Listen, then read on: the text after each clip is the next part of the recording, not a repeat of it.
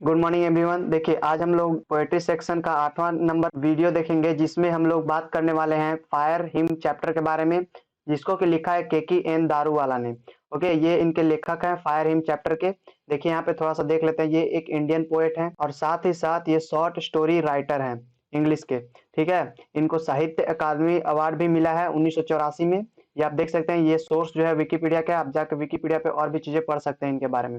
Okay, तो चलिए देखते हैं यहाँ पे हम लोग ऑब्जेक्टिव क्वेश्चन। देखिए वीडियो में आगे बढ़ने से पहले मैं आपको बता दूं कि इस चैनल पे आपको एक प्लेलिस्ट मिलेगी जिसमें सारे चैप्टर के एमसीक्यू ऑब्जेक्टिव क्वेश्चन जो है वो सीरियल वाइज बनाकर दिए गए हैं, आप जाकर वहां से देख सकते हैं। ठीक है, देखिए यहाँ पे आपका पहला चैप्टर है Indian civilization culture, Bharat is my home, a pinch of snuff. उसी तरह से आपका यहाँ से शुरू हो जाता है आपका, देखिए यहाँ से इधर पोएट्री सेक्शन का सारा है, song of my self, sweetest love, I do not go, इधर पोएट्री सेक्शन का है, ऊपर में प्रोज सेक्शन का है। इस तरह से सारा जो है आपका वीडियो बनाया जा चुका है, आप जाकर चेक कर सकते हैं प्लेलिस्ट को। और साथ ही साथ ये रेड कलर का जो सब्सक्राइब का बटन है उसे भी क्लिक करके आप इस चैनल को भी सब्सक्राइब कर लीजिए। चलिए देखते हैं ऑब्जेक्टिव क्वेश्चन। ओके, तो पहला नंबर क्वेश्चन बोला जा रहा है कि the burning ghat erupted phosphorescence is taken from fill in the blanks. देखिए जलते हुए घाट से स्फुरदीप्ति होती है खाली स्थान से लिया गया है, किस पोएम से लिया गया है? Macavity, song of my self, fire him या नॉन ऑफ दीज। देखिए इसका जो ऑप्शन नंबर सी है फायर हिम, ये आपका राइट आंसर हो जाएगा। किस पोएम से लिया गया है? Fire him. देखिए ये दोनों जो पोएम है इसका भी आपका ऑब्जेक्टिव क्वेश्चन कराया जा चुका है, आप जाकर चेक कर सकते हैं वीडियो। देखिए इसमें फॉस्फोरेसेंस का मतलब क्या होता है? इसमें हम फॉस्फोरेसेंस का मतलब हम बोल सकते हैं आग की चमक, आग की चमक। तो बोला जा रहा है कि जलते हुए घाट से स्फुरदीप्ति होती है, ये किस पोएम से लिया गया है? तो फायर हिम पोएम से लिया गया है। ओके, पहला का option number c right answer है। नेक्स्ट क्वेश्चन दूसरा नंबर, Keki N Daruwalla is a fill in the blanks by religion. Keki N Daruwala धर्म से क्या थे या क्या हैं इसलिए मैं लगा रहा हूं क्योंकि वो अभी भी जीवित हैं, वो 84 ईयर्स के हैं अभी। आगे क्वेश्चन आया कि उनका जन्म कब हुआ था, तो उससे आप पता कर लेंगे कि वो कितने साल के अभी हैं, अभी भी वो जीवित हैं। देखिए तो इसका जो ऑप्शन नंबर बी है, पारसी थे वो। इसका जो ऑप्शन नंबर बी है ये आपका राइट आंसर हो जाएगा, क्योंकि दारू वाला धर्म से पारसी हैं। ओके चलिए नेक्स्ट क्वेश्चन तीसरा नंबर, fire hymn is written by. अग्नि भजन, देखिए हिम का मतलब होता है एक तरह का भजन, मृत्यु पर गाया गया भजन आप कह लीजिए। यहाँ पे इस चैप्टर के हिसाब से मृत्यु पर गाया गया भजन, हिम का मतलब। ओके, तो यहाँ पे बोला जा रहा है कि अग्नि भजन खाली स्थान द्वारा लिखा गया है। ये जो चैप्टर है फायर हिम, ये किसके द्वारा लिखा गया है? इसका जो ऑप्शन नंबर ए है केकी एन दारूवाला, ये आपका राइट आंसर है, आप सभी को पता है। ओके, चौथा नंबर क्वेश्चन देखते हैं, Keki N Daruwalla is an fill in the blanks poet. Keki N Daruwalla एक खाली स्थान कवि हैं। देखिए इसका जो ऑप्शन नंबर ए है इंडो एंग्लियन, ये आपका राइट आंसर है, option number A. Okay next question देखते हैं पांचवा नंबर, it was the fill in the blanks of the poet along with him passing by the cremation ghat. शमशान घाट से गुजरते हुए उनके साथ कवि के कौन थे? देखिए शमशान घाट से गुजरते हुए कवि के साथ उनके पिता थे, फादर थे, तो यहाँ पे पिता लिख दीजिए, पिता था। देखिए मतलब कि केकेएन दारूवाला के साथ उनके पिता शमशान घाट से गुजर रहे थे होते हैं, ऐसा आपके पोएम में बताया गया है। ओके नेक्स्ट क्वेश्चन देखते हैं, छठा नंबर। यहाँ पे बोला जा रहा है कि the cremation of dead bodies in fill in the blanks is somewhat different. खाली स्थान, शवों का दाह संस्कार कुछ अलग है, किसमें? हिंदू में, मुस्लिम में, पारसी में, क्रिश्चियन में। अकॉर्डिंग टू योर पोएम, यहाँ पे आपका जो ऑप्शन नंबर सी है पारसी, ये आपका राइट आंसर हो जाएगा। पारसी में शवों का दाह संस्कार कुछ अलग है। चलिए नेक्स्ट क्वेश्चन सातवां नंबर देखते हैं, the speaker in fire hymn belongs to fill in the blanks religion. 2018 में पूछा गया सवाल है, काफी ज्यादा इंपॉर्टेंट है, रिपीट होने के चांसेस रहते हैं।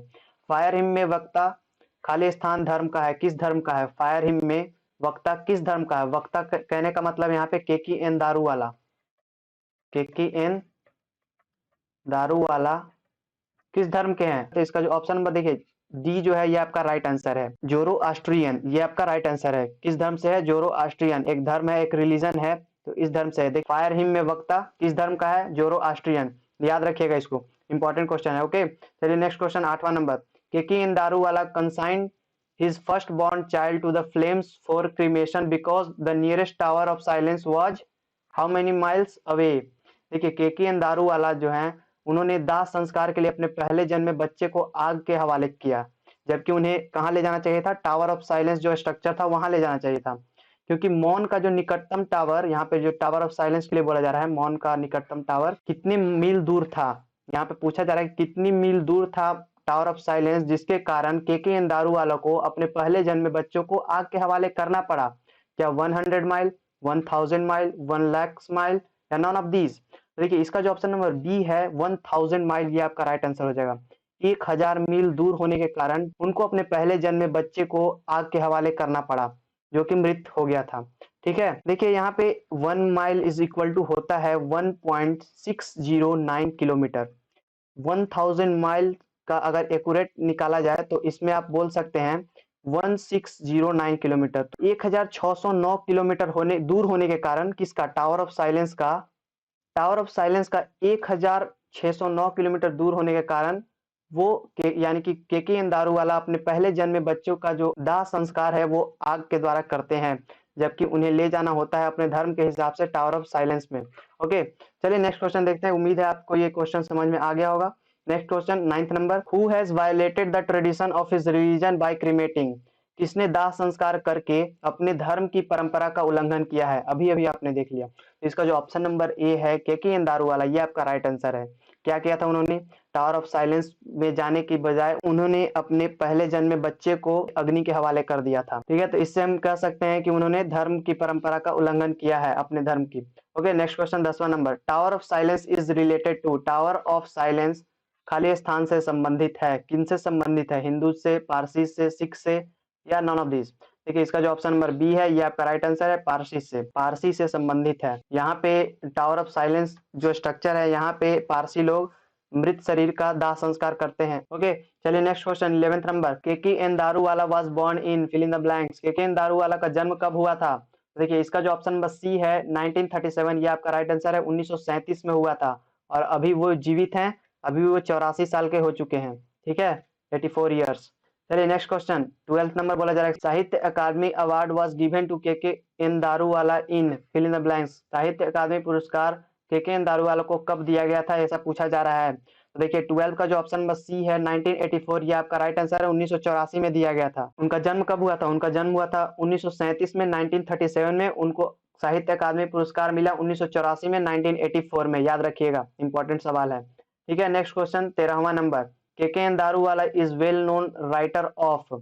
अब देखिए जो उनको साहित्य अकादमी का पुरस्कार मिला था वो शॉर्ट स्टोरीज के लिए मिला था, और इसका जो ऑप्शन नंबर सी है ये राइट आंसर हो जाएगा, short stories. Keki N Daruwalla is well known writer of short stories. Keki N Daruwalla खाली स्थान के जाने माने लेखक हैं। किसके लेखक हैं? क्या कविता के या फिर नोवेल के? यानी कि नोवेल का मतलब यहाँ पे क्या होगा, उपन्यास के या फिर शॉर्ट स्टोरी यानी लघु कथाओं के? तो देखिए इसका जो ऑप्शन नंबर सी था ये आपका राइट आंसर था, यानी कि लघु कथाओं के जाने माने लेखक हैं केकेएन दारूवाला, और उनको इसी के लिए साहित्य अकादमी अवार्ड भी 1984 में मिला। कब मिला? 1984 में, साहित्य अकादमी अवार्ड। ठीक है, चलिए नेक्स्ट क्वेश्चन देखते हैं। 14 नंबर यहाँ पे बोला जा रहा है, the speaker in the poem fire hymn swears fill in the blanks? Fire hymn कविता में वक्ता कितनी बार शपथ लेता है? देखिए इसका जो ऑप्शन नंबर बी है ट्वाइस, 2 बार शपथ लेता है। आप अगर कविता को देखेंगे तो वहां पे पता चल जाएगा आपको कि कविता में केकेएन दारूवाला जो है वो 2 बार शपथ लेते हैं। इसका जो ऑप्शन नंबर बी है ये आपका राइट आंसर है, ट्वाइस। ठीक है, नेक्स्ट क्वेश्चन 15वां number, the theme of Daruwalla's poetry consists fill in the blanks? Daruwalla की कविता का विषय खाली स्थान है, लव डेथ डोमिनेशन या cynicism, love death domination cynicism, the plight of human society and violence? देखिए इसका जो ऑप्शन नंबर डी है ये आपका राइट आंसर है। देखिए क्या होगा, दारूवाला की कविता का विषय प्रेम, मृत्यु, ये आपके बायोग्राफी सेक्शन से, ओके, मृत्यु, वर्चस्व, सनक, मानव समाज और हिंसा। ये सभी का आपको ऊपर में हिंदी में लिखा हुआ मिल रहा होगा। उनका जो कविता का विषय होता था वो इन सभी चीजों पर होता था। अभी जिस कविता को हम डिस्कस कर रहे हैं वो मृत्यु पर आधारित है। ओके, इस कविता का विषय क्या है? मृत्यु। इस तरह से इसका जो ऑप्शन नंबर डी है ये आपका राइट आंसर है। चलिए नेक्स्ट क्वेश्चन 16वां नंबर देखते हैं, the term debauchery in fire hymn stands for? देखिए fill in the blanks, fire hymn में डेबॉचरी शब्द किसके लिए है? Moral behaviour, disgusting behaviour, immoral behaviour, none of these? देखिए इसका जो ऑप्शन नंबर सी है इमोरल बिहेवियर, ये आपका राइट आंसर है, यानी कि अनैतिक व्यवहार के लिए है। अनैतिक व्यवहार। डिबॉचरी का मतलब क्या होता है? अनैतिक व्यवहार, आपके पोएम के हिसाब से। ओके, चलिए नेक्स्ट क्वेश्चन 17वां नंबर। ये आपके वर्ड मीनिंग सेक्शन से आपका ये क्वेश्चन आंसर था। ठीक है, चलिए नेक्स्ट क्वेश्चन 17वां number. The poet sees the red hot, fill in the blanks. कवि लाल गर्म खाली स्थान को देखता है। Iron, face, embers, none of this. ठीक है, इसका जो ऑप्शन नंबर सी है एम्बर्स, ये आपका राइट आंसर है। ठीक है, क्या देखता है? अंगारों को देखता है। कवि लाल गर्म अंगारों को देखता है। कहाँ पे देखता है? जब वो क्रीमेशन घाट से गुजरता है, क्रीमेशन घाट से गुजरता है तब। ओके, नेक्स्ट क्वेश्चन और लास्ट है ये आपका 18th number. As I consigned my first born to the flames is written by. ये एक लाइन आपके कविता में से ली गई है और पूछा जा रहा है कि ये किसके द्वारा लिखा गया है। तो आपका कविता क्या है? फायर हिम है, फायर हिम है।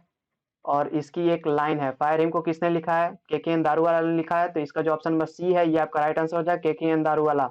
ये जो लाइन है, as I consign my first born to the flame is written by Keki N Daruwalla, किसके द्वारा लिखा गया है? केकेएन दारूवाला। तो इस तरह से इस चैप्टर के ऑब्जेक्टिव क्वेश्चन समाप्त होते हैं। अगर आपको वीडियो पसंद आता है तो आप इस वीडियो को लाइक कीजिए, अपने दोस्तों के साथ शेयर कीजिए और इस चैनल को सब्सक्राइब जरूर कर लीजिए। सब्सक्राइब करना बिल्कुल ही मुफ्त है। और अगर आप इस वीडियो को अभी तक देख रहे हैं तो आपका बहुत बहुत धन्यवाद। मिलते हैं दोस्तों अगले वीडियो में।